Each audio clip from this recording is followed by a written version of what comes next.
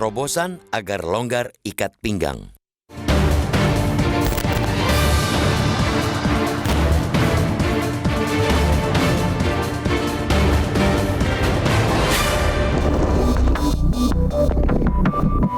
Hari ini, 16 Agustus, Presiden Joko Widodo akan menyampaikan pidato kenegaraan dan penyampaian nota keuangan terakhir di masa pemerintahannya. Karena itu, pidato kenegaraan sekaligus penyampaian rancangan undang-undang atau RUU tentang anggaran pendapatan dan belanja negara atau APBN 2025 beserta nota keuangannya kali ini merupakan pidato yang strategis. Strategis bukan saja karena menjadi pidato penutup, melainkan juga pembuka gerbang bagi mulusnya transisi. Sebab rancangan APBN 2025 yang disusun pemerintahan Presiden Joko Widodo kali ini bakal dijalankan oleh pemerintahan berikutnya, yakni pasangan Presiden terpilih Prabowo Subianto dan Wakil Presiden terpilih Gibran Rakabuming Raka. Keduanya akan mulai memimpin Republik ini pada Oktober 2024 nanti. Kondisi yang menguntungkan dari penyusunan APBN 2025 ini adalah transisi pemerintahan berjalan mulus. Tidak ada friksi antara Joko Widodo dan penggantinya, Prabowo. Itu artinya keduanya bisa berembuk untuk saling mengakomodasi agar program-program kedua belah pihak tetap bisa berjalan seiring. Tidak ada pihak yang saling menyandera, tidak ada yang saling menjegal. Dengan demikian, proses transisi keuangan pun bisa berjalan dengan mulus. Begitu juga kesinambungan fiskal tetap terjaga.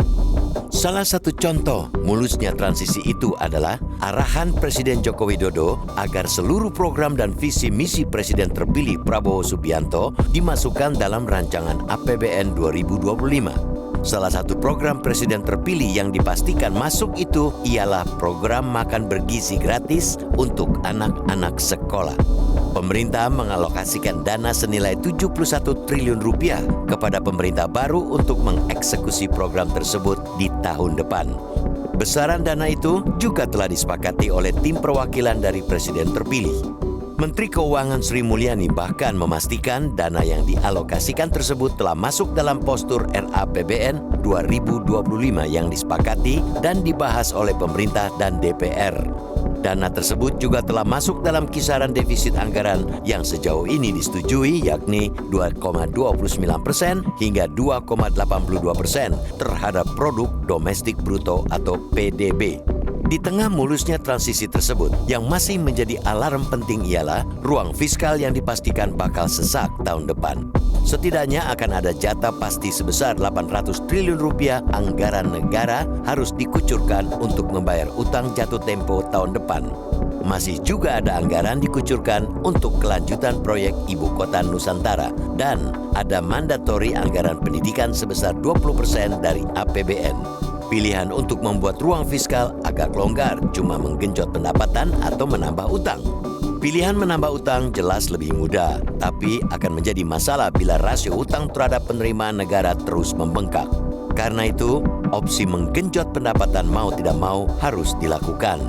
Pemerintahan Joko Widodo dan Presiden terpilih harus membuat terobosan-terobosan baru untuk mencari sumber pendanaan bagi program-program yang dijalankan. Pola konvensional seperti mengamputasi program lain dan menumpuk utang sudah selayaknya menjadi solusi paling akhir.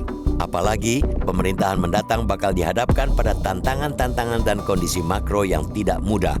Misalnya, perlambatan pertumbuhan ekonomi global dan kondisi politik yang memanas di Timur Tengah, belum lagi kenaikan harga minyak.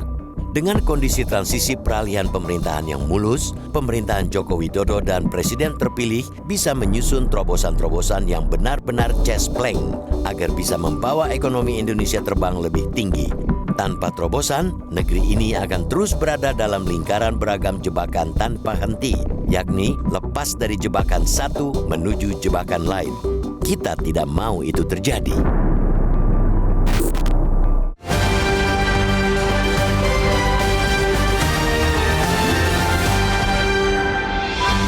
Jelajahi cara baru mendapatkan informasi. Download Metro TV Extend sekarang.